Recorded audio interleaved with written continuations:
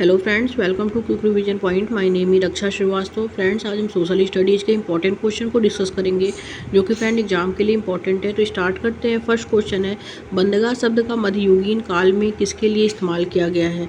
तो बंदगा शब्द का मध्ययुगीन काल में किसके लिए इस्तेमाल किया गया है। ए है कुलीन और प्रभावशाली, बी है गवर्नर, सी है गुलाम एंड डी है अभिजात वर्गीय। बंदगा शब्द का मध्ययुगीन काल में किसके लिए इस्तेमाल किया गया है, तो वो किया गया है गुलामों के लिए उनका इस्तेमाल किया गया है बंदगा शब्द का। ओके, बंदगा शब्द का जो मध्ययुगीन काल में इस्तेमाल किया गया है वो गुलामों के लिए किया गया है। राइट आंसर इज सी।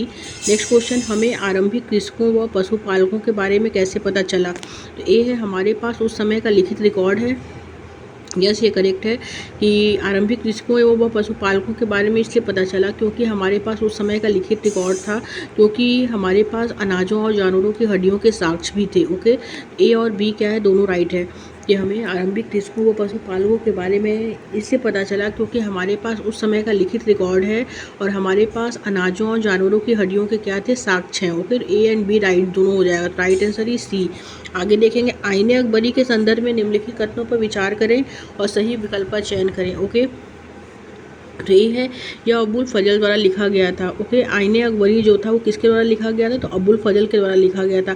इसमें विभिन्न प्रकार की चीज़ों, फसलों, कीमतों, राजस्व और मजदूरी वगैरह का जो है सांख्यिकी की विवरण है। ओके, और यह अकबर के पूर्वजों का क्या करती है, विवरण देती है। ओके, आईने अकबरी के संदर्भ में निम्नलिखित कथन पर जो है विचार करना है और सही विकल्प का चयन करना है। यह अबुल फजल द्वारा लिखा गया है। ओके, और इसमें विभिन्न प्रकार की चीज़ों, फसलों, कीमतों, राजस्व और मजदूरी वगैरह का सांख्यिकी विवरण है और यह अकबर के पूर्वजों का क्या करती है, विवरण देती है। तो ए, बी और सी राइट हो जाएगा। तो राइट आंसर ही डी। नेक्स्ट क्वेश्चन देखते हैं फ्रेंड। नेक्स्ट क्वेश्चन क्या है, इक्तादार और जागीरदारों के विषय में कौन सा कथन सही है। ओके, फर्स्ट है फ्रेंड, यह पद विशिष्ट क्षेत्रों के नायकों, सैनिकों को क्रमशः दिल्ली सल्तनत और मुगल शासन में दिए जाते थे। ओके, सेकंड, वे अपनी भूमि क्षेत्र जिसे क्रमशः इक्ता और जागीर कहते थे या वहाँ रहकर वहाँ का प्रशासन चलाते थे। ओके, तो इक्तादार और जागीरदारों के विषय में जो कथन सही है वो ये है कि ये पद जो होते थे विशिष्ट क्षेत्र के नायकों, सैनिकों को क्रमशः दिल्ली सल्तनत और मुगल शासन में दिए जाते थे। Okay, right answer is first. Next question, William Jones की स्थापना जो की, विलियम जोन्स जो है वो है प्राचीन संस्कृति का सम्मान। ओके, रविन्द्रनाथ टैगोर जो है वो है प्राकृतिक वातावरण में सीखना, ए का सेकंड, बी का फोर। और महात्मा गांधी अंग्रेजी शिक्षा में के आलोचक, थॉमस मैकाले अंग्रेजी भाषा का प्रसारक। तो ए का सेकंड, बी का फोर, सी का थर्ड एंड डी का फर्स्ट। राइट आंसर इज ए हो जाएगा। नेक्स्ट क्वेश्चन देखते हैं फ्रेंड। नेक्स्ट क्वेश्चन क्या है, कथन ए और बी को पढ़कर सही विकल्प का चुनाव करना है। कथन ए कहता है, अशोक का धर्म जो था वो ईश्वर की पूजा पर बल देता था। यस, ये करेक्ट है कि अशोक का धर्म जो था वो ईश्वर की पूजा पे बल देता था। ओके, और कारण भी है कि अशोक का धर्म बुद्ध के उपदेशों से प्रेरित था, तो ये गलत है। ओके, कि अशोक का धर्म किससे था, बुद्ध के उपदेशों से प्रेरित था, तो ये गलत है। अशोक का धर्म ईश्वर की पूजा पर बल देता था। ओके, राइट आंसर सी हो जाएगा। इसमें ए सही है, बी क्या है, गलत है। ओके, नेक्स्ट क्वेश्चन देखते हैं फ्रेंड। औपनिवेशिक भारत के संदर्भ में निम्नलिखित वक्तव्यों पर विचार करें और सही विकल्प का चुनाव करें। ओके, तो अंग्रेजों ने जनजाति के कल्याण के लिए वनों में गांव बसाने का निर्णय लिया। यस, ये करेक्ट है। और औपनिवेशिक अधिकारियों ने जातियों को इस शर्त पर कि वे विभाग के लिए श्रमिकों के रूप में काम करेंगे, वनों में कुछ झूम खेती की अनुमति दी, तो ये गलत है। ओके, ए राइट है, बी गलत है। तो राइट आंसर जो होगा फ्रेंड वो ए हो जाएगा। आगे देखते हैं। नेक्स्ट क्वेश्चन क्या है, वे झूम खेती करते थे, जानवरों का शिकार करते थे और जानवरों का शिकार करते थे और वन उत्पादों को इकट्ठा करते थे। ओके, वे झूम खेती करते थे, जानवरों का शिकार करते थे और जो है वन उत्पादों को इकट्ठा करते थे, ये करेक्ट है। एंड बी है फ्रेंड कि वे एक जगह खेती करते थे, जानवरों का पालन पोषण करते थे, ये भी करेक्ट है। तो ए एंड बी क्या है, इसमें दोनों राइट है। ओके, राइट आंसर जो होगा वो सी हो जाएगा। आगे देखते हैं। सुधार आंदोलन को उनके उद्गम स्थान से मिलान करना है। तो वेद समाज जो था वो मद्रास में है और वेद समाज की स्थापना राजा राम मोहन रॉय ने की थी जो ब्रह्म समाज से प्रेरित था। ओके, और प्रार्थना समाज की स्थापना जो की थी वो केशव चंद्र सेन के द्वारा हुआ था, जो इसका स्थान जो है बम्बई में है। सिंह सभा की स्थापना जो हुई थी वो लाहौर में हुई थी। ओके, सिंह सभा की स्थापना जो हुई थी लाहौर में हुई थी। तो ए का सेकंड, बी का थर्ड, सी का first. Right answer is C. आगे देखते हैं नेक्स्ट क्वेश्चन क्या है। निम्नलिखित में से कौन सा कथन जो है वो सामाजिक सुधार जाति उन्मूलन के संदर्भ में सही है।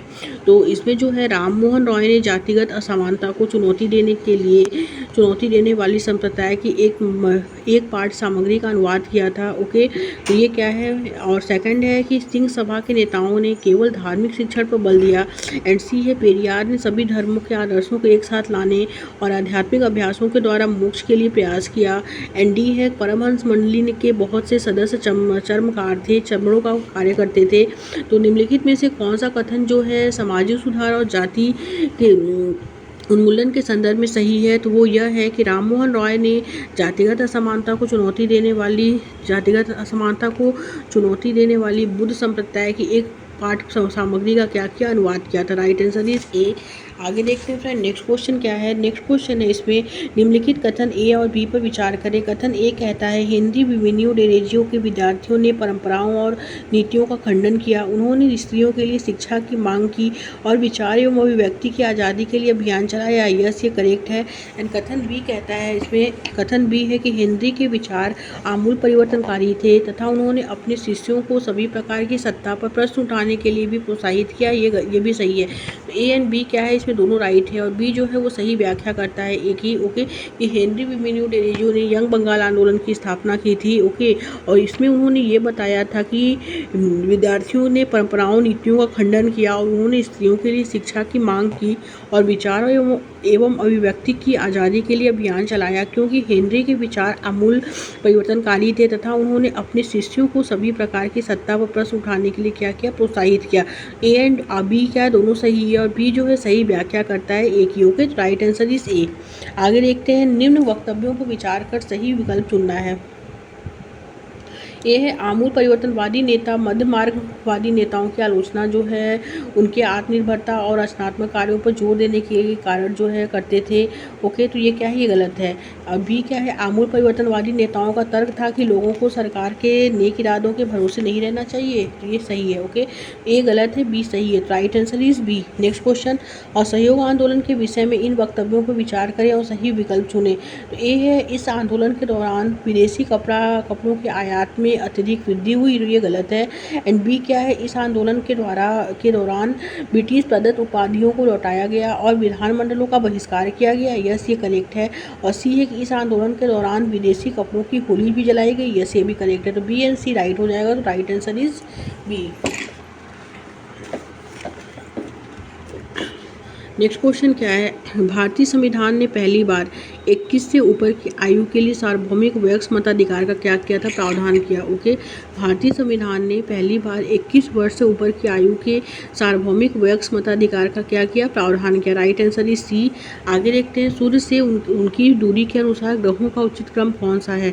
वो है बुध। बुध सबसे छोटा ग्रह है। फिर शुक्र को हम जुड़वा ग्रह कहते हैं। पृथ्वी जो है वो नीला ग्रह होता है। मंगल लाल ग्रह है। बृहस्पति जो है सबसे बड़ा ग्रह है। शनि जो है वो गैसीय प्लैनेट है। यूरेनस, नेपच्यून, ये तीनों जो है वो गैसीय प्लैनेट हैं। ओके, तो इसमें जो दिया है सूर्य से उनकी दूरी के अनुसार ग्रहों का उचित क्रम जो होता है वो है पहले बुध, फिर शुक्र, पृथ्वी, मंगल, बृहस्पति, शनि, यूरेनस तथा नेपच्यून। राइट आंसर इज सी।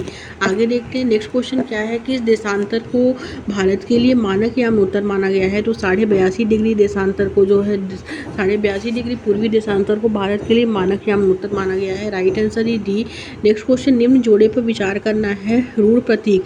रूढ़ प्रतीक मानचित्रों की एक विश्वव्यापी भाषा होती है जिसे सभी आसानी से समझ सकते हैं। ओके, बी क्या है, रेखाचित्र बड़े पैमाने पर छोटे क्षेत्र का जो है आरेखण होता है। तो ये गलत है। सी है कि खाका एक आरेखण जो यथार्थ और स्थानीय प्रेक्षण पर आधारित होता है। तो ये भी गलत है। तो रूढ़ प्रतीक जो होता है मानचित्रों की एक विश्वव्यापी भाषा होती है जिसे सभी आसानी से समझ सकते हैं। Okay, right answer is B. आगे देखते हैं नेक्स्ट क्वेश्चन क्या है, निम्न कथन पर को पढ़कर सही विकल्प का चयन करना है। अभिकथन ए कहता है कुछ देशों तक का अक्षांशीय विस्तार काफ़ी अधिक है। कुछ देशों का अक्षांशीय विस्तार क्या है, काफ़ी अधिक है। यस, ये करेक्ट है। एंड कारण आर कहता है कुछ देशों में एक से अधिक मानक समय अपनाए गए हैं। तो ये भी करेक्ट है। तो ए आर क्या है, इसमें दोनों राइट है। और आर जो है फ्रेंड वो ए की सही व्याख्या करता है। आर क्या है, ए सही व्याख्या लेकिन नहीं है ए की। ओके, तो राइट आंसर इज बी हो जाएगा। नेक्स्ट क्वेश्चन देखते हैं, बीकानेर। बीकानेर कहाँ पड़ता है? बीकानेर जो पड़ता है फ्रेंड वो गर्म है देश है। ओके, ए का थर्ड हो जाएगा। बीकानेर कहाँ है? गर्म है, ए का थर्ड। और मुंबई, मुंबई जो है वो आर्द्र है, बी का फर्स्ट। ओके, और मानसिंह ग्राम जो है वो है वर्षा क्षेत्र, और सी का सेकंड। एंड दास जो है फ्रेंड वो है ठंडा। ओके, डी का फोर। तो ए का थर्ड, बी का फर्स्ट, सी का सेकंड एंड डी का four. Right answer is B.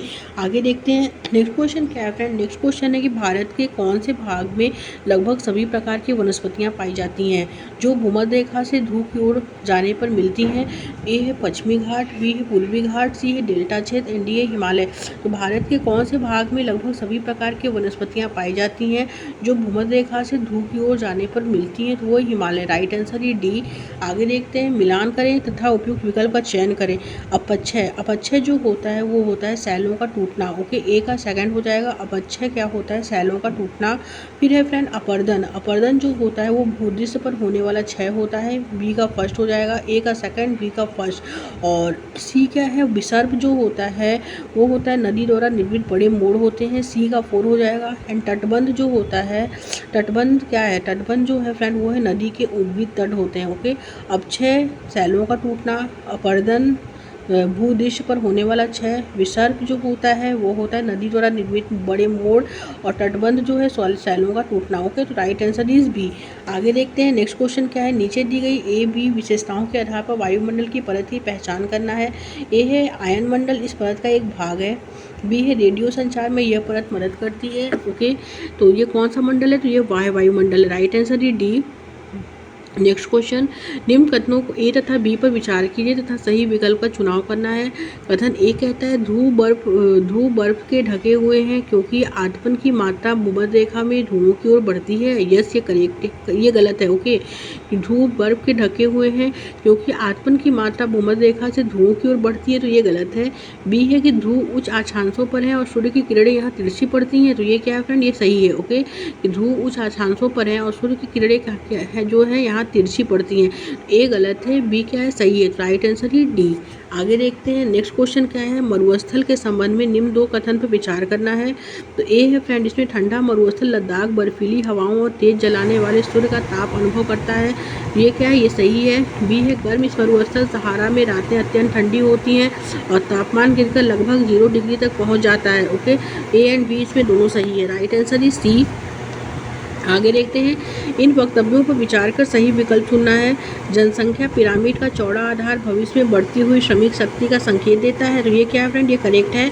And second है कि एक देश की जनसंख्या में बड़ी संख्या में छोटे बच्चों की संख्या होने से देश के लिए श्रम बाजार में आर्थिक लाभ की स्थिति होती है, तो ये गलत है। जनसंख्या पिरामिड का आधार मृत्यु स्तर पर शिक्षा जन्म संख्या दर्शाता है, तो ये भी गलत है। तो इसमें राइट बस फर्स्ट वाला होगा। जनसंख्या पिरामिड का चौड़ा आधार भविष्य में बढ़ती हुई श्रमिक शक्ति का संकेत है। Right answer is A. Next question, प्राकृतिक वनस्पति और वन्यजीव संरक्षण के संदर्भ में निम्नलिखित कथनों पर विचार करें और सही विकल्प का चयन करें। ओके, विश्व के अनेक भागों में मनुष्य ने अपने क्रियाकलापों में अनेक जातियों के प्राकृतिक आवासों में उथल पुथल कर दी, तो ये क्या? ये सही है। बी है प्रजातियां जो विलुप्त होने की कगार पे हैं उनको जागरूकता बढ़ाने से संरक्षित किया जा सकता था। ओके, तो जागरूकता बढ़ाने से जो कि संरक्षित किया जाता था, तो ये भी क्या है? ये भी करेक्ट है। तो ए एंड बी क्या है? दोनों राइट है। Right answer is A. आगे देखते हैं, एक फसल के संदर्भ में निम्न को पढ़ना है। एक फसल के संबंध में निम्न को पढ़ना है। ए है यह उष्ण कटिबंध और उत्तरोकटिबंधीय प्रदेशों का मुख्य आहार है और ये इसे उच्च तापमान, उच्च आर्द्रता और तथा उच्च वर्षा की आवश्यकता होती है, इसे हम चावल कहते हैं। Okay, right answer is B. आगे देखेंगे, हमारे आसपास रहने वाले सभी बहुत से लोग गरीब हैं और उनके पास खाने या पहनने के लिए पर्याप्त नहीं है। कभी कभी उनके पास रहने के लिए जग भी नहीं होता है। इसका कारण क्या है? इसका कारण जो ए है असमानता, बी है निरक्षरता, सी है समाजीकरण एंड डी है राजनीतिक अलगाव। तो हमारे आसपास रहने वाले बहुत से लोग गरीब हैं और उनके पास खाने या पहनने के लिए पर्याप्त नहीं है। कभी कभी उनके पास रहने के लिए जगह भी नहीं होती है। इसका कारण जो है वो असमानता है। Right answer is A. Next question, यदि आप छत्तीसगढ़ के गांव में राजकीय विद्यालय में अध्यापन कर रहे हैं तो समानता असमानता की चर्चा के लिए किस समूह को उदाहरण के लिए स्थानीय संदर्भ में प्रयोग करेंगे? ए चेंचू, बी है मिसमी, सी है मंगनियार एंड डी है बैगा। तो यदि आप छत्तीसगढ़ के गांव में राजकीय विद्यालय में अध्यापन कर रहे हैं तो समानता असमानता की चर्चा के लिए किस समूह को उदाहरण के लिए स्थानीय संदर्भ में प्रयोग करेंगे? तो वो बैगा को हम करेंगे। Right answer is D. Next question देखते हैं फ्रेंड। नेक्स्ट क्वेश्चन क्या है, यदि एक अध्यापिका लेखपाल या कानूनों जैसे शब्द का प्रयोग कर रही है तो वे किस अध्याय पाठ को पढ़ा रही है?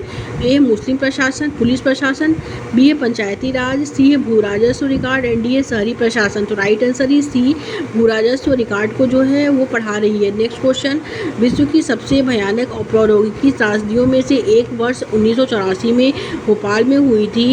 यूनियन कार्बाइड एक कंपनी की फैक्ट्री थी जिसे यह प्रारंभ हुई। यह आपदा कोई दुर्घटना नहीं थी क्योंकि कंपनी ने लागत में कटौती के लिए जानबूझकर आवश्यक जो है सुरक्षा उपायों की क्या की? अनदेखी की। Right answer is B.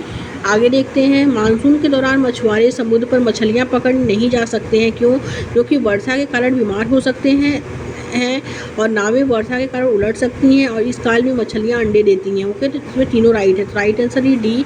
आगे देखते हैं, नेक्स्ट क्वेश्चन क्या है, कथन ए व बी को पढ़कर सही विकल्प का चयन करना है।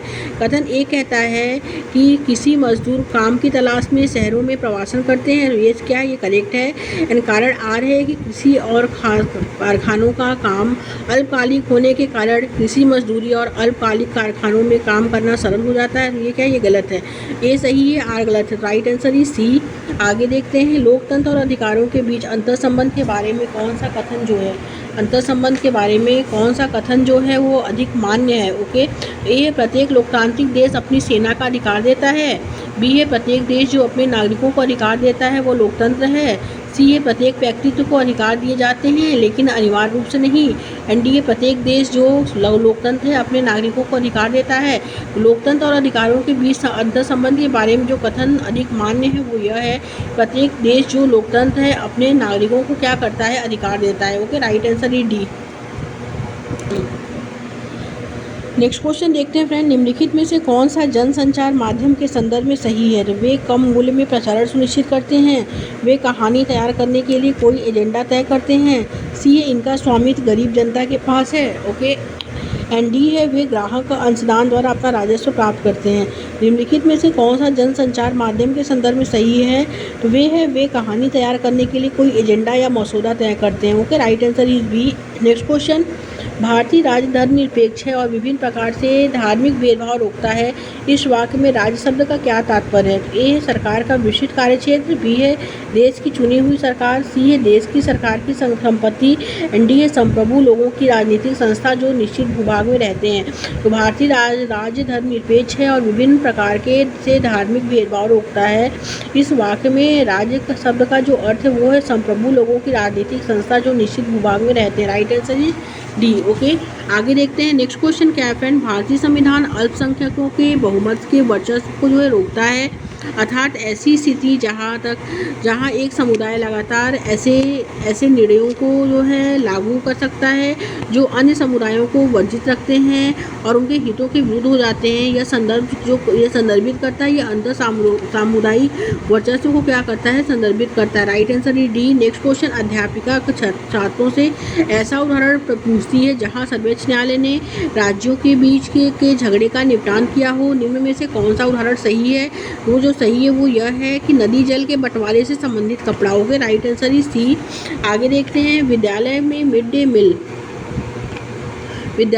डे मील बांटने के दौरान दलित समुदाय से संबंधित विद्यार्थियों के समूह को अलग बैठने के लिए कहा गया है। ओके, और यह उन्मूलन मौलिक अधिकार का हनन है। ओके, और वे न्याय प्राप्त करने के लिए क्या कर सकते हैं? तो वे न्याय प्राप्त करने के लिए फर्स्ट है वे इस कार्य के विरुद्ध विद्यालय प्रशासन को शिकायत कर सकते हैं। बी है वे एससी तथा एसटी के लिए गठित राष्ट्रीय समिति के अंश को शिकायत लिख सकते हैं। एंड सी है वे विद्यालय प्रशासन के खिलाफ कोर्ट जाकर केस दाखिल कर सकते हैं। पहला, दूसरा, तीसरा राइट हो जाएगा। तो राइट आंसर इज सी। आगे देखते हैं नेक्स्ट क्वेश्चन क्या है। जनजाति के हाशियाकरण के से निपटने के लिए कौन सा तरीका उचित है? ओके, तो ए है जनजातियों को अनस्थानिक आकर्षक रूप में चित्रित करना। बी है जनजातीय इतिहास प्रस्तुत करना। सी है जनजातियों को आंदोलित वाइब्रेट दर्शित करना। एंड डी है उनके लिए नृत्य प्रदर्शन का आयोजन करना। तो जनजातियों के हास्यकरण से निपटने के लिए कौन सा तरीका जो है उचित है, वो यह है कि जनजातीय इतिहास प्रस्तुत करना। Okay, right answer is B.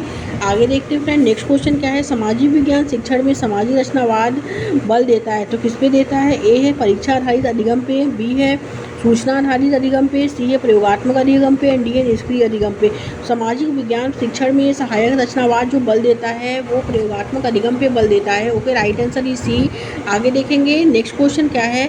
Next question है कि मुझे इतिहास उबाऊ लगता है क्योंकि यह केवल विद्यार्थी को यह केवल तिथियों को याद करने के बारे में है। सामाजिक विज्ञान के अध्यापक के तौर पर इस तरह की समय संबंधित अवधारणा को दूर करने के लिए आप किस पर जोर देंगे? ए है इसमें कि विभिन्न घटनाओं के संदर्भ में छात्रों की भूमिका अदा करने पर। बी है चर्चा करेंगे कि कैसे सहायता हो लोगों विचारों के बारे में है तथा कैसे शताब्दियों में संस्कृतियों और समाज बदल गए हैं। सी है ऐतिहासिक चित्र दिखाएंगे।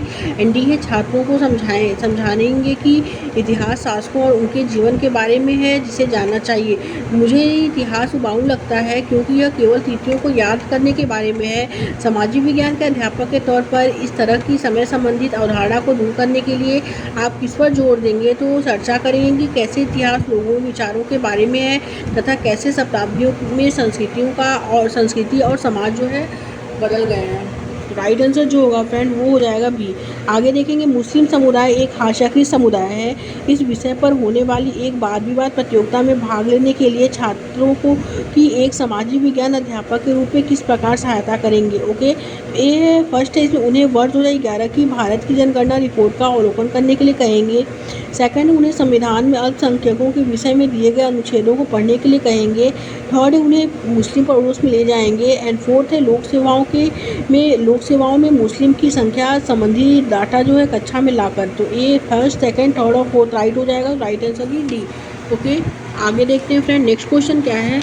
नेक्स्ट क्वेश्चन है फ्रेंड कि प्रारंभिक स्तर पर 13वीं शताब्दी से उत्तरी भारत में नए धार्मिक विकास यानी विषय का परिचय देने तथा उनका व्याख्या करने के लिए शिक्षिका द्वारा निम्नलिखित में से कौन सा युक्ति अपनाई जा सकती है? तो वो है फ्रेंड शिक्षिका निर्गुण भजन गा सकती है। शिक्षिका शब्द कीर्तन की रिकॉर्डिंग चला सकती थी। शिक्षिका रामचरितमानस की चौपाई गा सकती थी, लेकिन वह शिक्षार्थी को नामघर घुमाने ले जा सकती थी। ये गलत है। तो पहला, दूसरा, तीसरा सही है। Right answer is B. आगे देखते हैं उद्योग और उसके प्रकार के शिक्षण के समय अध्यापक ने नदियों में अपशिष्ट के निकास के चित्र दिखाए और उसके बाद चर्चा की। अध्यापक का उद्देश्य जो है वो है उद्देश्य की संकल्पना को सुदृढ़ करना, उद्देश्य की निकास व्यवस्था को समझाना, अपशिष्ट के प्रबंध को समझना। तो ये गलत है। प्रदूषण के प्रति संवेदनशील बनना। तो पहला, दूसरा, चौथा राइट हो जाएगा। तो right answer is D. Okay, आगे देखते हैं फ्रेंड नेक्स्ट क्वेश्चन क्या है। निम्नलिखित को सामाजिक विज्ञान की कक्षा में कई संकल्पनाओं के शिक्षण के चरणों के क्रम में लगाना है। पहले होगा इसमें छात्रों के उपयुक्त पूर्व संकल्पनाओं के ज्ञान को निर्धारित करना। उसके बाद संकल्पना को स्पष्ट रूप से परिभाषित करना। छात्रों को पूर्व अधिग्रहित संकल्पनाओं को नई संकल्पना से जोड़ने को कहना। फिर है संकल्पना के उदाहरण एवं गैर उदाहरण को प्रस्तुत करना। उसके बाद है छात्रों को नए दृष्टांत एवं संकल्पना को प्रयोग में लाने को कहना। ओके, चौथा, फिर पहला, फिर तीसरा, फिर दूसरा, फिर पांचवा। Right answer is D. आगे कक्षाई प्रक्रियाओं में पाठ्य पुस्तकों की भूमिका के संदर्भ में निम्नलिखित कथनों पर विचार करना है। फर्स्ट है पाठ्य पुस्तक जो है फ्रेंड इसमें पाठ्य पुस्तक क्या है? पाठ्य पुस्तक जो है वो पाठ्य पुस्तक दी गई प्रश्नावली एक शिक्षक की सहायता करती है यह जानने की कि पाठ में जो कुछ पढ़ाया गया है वह छात्र को किस सीमा तक जो है समझ आ गया है। ये क्या ये करेक्ट है। सेकंड, वे पढ़ाए जाने वाले पाठ की लय को बाधित करती है। तो ये गलत है। सी है वे विद्यार्थी को जो कुछ भी कक्षा में पहले पढ़ाया गया है उसे याद करने तथा उससे संबंध बनाने में सहायता करती है। तो ये भी करेक्ट है। तो पहला और तीसरा राइट हो जाएगा। तो राइट आंसर जो होगा फ्रेंड वो बी हो जाएगा। नेक्स्ट क्वेश्चन, आरंभिक स्तर पर भारत में ग्रामीण प्रशासन विषय पर कक्षा में संज्ञानात्मक रूप से चर्चा करने के लिए निम्नलिखित में से कौन सी शिक्षण अधिगम युक्ति उपयुक्त है? वो है भूमिका अदा करना। ओके, समय सीमा तो ये गलत है। अंतः मुक्त ओपन एंडेड प्रश्न, ओके ये करेक्ट है। तो पहला और तीसरा राइट हो जाएगा। Right answer is C. आगे देखते हैं, बच्चों में संज्ञानात्मक विकास के लिए अध्यापक क्या कर सकते हैं? ए, उन्हें भावनानुवाद करने और खुद से नोट्स बनाने को उत्साहित करें। ओके, ये करेक्ट है। सेकंड है, मुख्यतः साधारण पुनः आधारित प्रश्न दें। ये गलत है। थर्ड है, उन्हें अपने अन्वेषण के तरीके ढंग बनाने की अनुमति दें। एंड फोर्थ है, उनकी समस्या समाधान परिस्थितियों में भागीदारी करवाएं। पहला, तीसरा और चौथा राइट हो जाएगा। तो राइट आंसर जो होगा फ्रेंड वो होगा बी। आगे देखते हैं, एक ऐतिहासिक घटना की समाचार पत्रिका एक क्लिपिंग का सामाजिक विज्ञान अध्यापक तार्किक चिंतन विकसित करने के लिए कैसे प्रयोग करता है? तो वो है फ्रेंड, लेखक के दृष्टिकोण और स्रोत के आकलन का, घटना के घटित होने के प्रसंग में तर्क प्रस्तुत करने का, तर्कों की सत्यता को प्रमाणित करना, लेकिन मुख्य बिंदुओं का सारांश बनाकर प्रस्तुत करना। तो ये गलत है। तो पहला, दूसरा, तीसरा राइट हो जाएगा। तो राइट आंसर इज फर्स्ट। आगे देखते हैं फ्रेंड, नेक्स्ट क्वेश्चन क्या है? नेक्स्ट क्वेश्चन है कि आदिवासी विषय थीम पर चर्चा करते हुए सामाजिक विज्ञान के अध्यापक की अपेक्षा की जाती है कि केवल पाठ्यपुस्तक की विषय सूची पर संवेगात्मक तरीके से चर्चा करना। तो केवल पाठ्यपुस्तक जो होता है फ्रेंड वो क्या है? वो निगेटिव है। ओके, तो ये गलत है। बी क्या है? समाज में प्रभावशाली वर्ग द्वारा आदिवासियों के सामाजिक स्तर देखे जाने पर प्रकाश डालना है। सी क्या है फ्रेंड? इसमें कि कक्षा में चर्चा के दौरान विभिन्न स्थानीय उदाहरणों को प्रस्तुत करें। ये क्या है? ये राइट है। सी एंड डी है, मुख्यतः सामाजिक हास्यकरण के मुद्दों को प्रस्तुत करें। तो ये गलत है। तो आदिवासी विषय थीम पर चर्चा करते हुए सामाजिक विज्ञान के अध्यापक की अपेक्षा जो की जाती है वो कक्षा में चर्चा के दौरान विभिन्न स्थानीय उदाहरणों को प्रस्तुत करना। ओके, राइट आंसर ही सी हो जाएगा। नेक्स्ट क्वेश्चन देखते हैं फ्रेंड कि प्रारंभिक स्तर पर इतिहास के शिक्षण का मुख्य उद्देश्य जो होता है वो क्या होता है? वो होता है भारत के लोगों और क्षेत्रों में विविधता को अपने क्षेत्र के संबंध में समझना और प्रशंसा करना। बी है, उन प्रक्रियाओं में बदलाव और विकास पर समझ बनाना जिनके द्वारा मानव समाज और सभ्यताएं विकसित हुई हैं। ओके, सी क्या है? लोकतंत्र में जिम्मेदार और क्रियाशील नागरिकों के तौर पर विकसित करना। एंड डी है, आर्थिक नीतियों को समझना। तो प्रारंभिक स्तर पर इतिहास के शिक्षण का मुख्य उद्देश्य जो है फ्रेंड वो यह है कि उन प्रक्रियाओं में बदलाव व विकास पर समझ बनाना जिनके द्वारा मानव समाज और सभ्यताएं क्या है? विकसित हुई है। Right answer is B. आगे देखते हैं फ्रेंड, नेक्स्ट क्वेश्चन क्या है? निम्न कथन पर विचार करें तथा सही विकल्प चुनें। कथन ए कहता है, छात्र सामाजिक संघर्षों टकरावों से परिचित होते हैं, यह उन्हें भविष्य के लिए चिंतित करता है। तो ये करेक्ट है। बी है फ्रेंड कि एक सामाजिक विज्ञान अध्यापक के रूप में हमें उन्हें स्वतंत्रतापूर्वक अपने भय प्रकट करने और सामाजिक टकराव पर चर्चा करने और कारणों को खोजने का अवसर देना चाहिए। तो ये भी राइट है। तो ए एंड बी दोनों राइट है और बी सही व्याख्या करता है एक ही। राइट आंसर जो होगा फ्रेंड वो ए हो जाएगा। आगे देखेंगे, प्राथमिक स्तर पर छात्रों की दिशा की संकल्पना को प्रस्तुत करने के लिए सर्वोत्तम साधन क्या हो सकता है? तो वो हो सकता है फ्रेंड मानचित्र। ओके, राइट आंसर जो होगा वो ए हो जाएगा। आगे देखते हैं,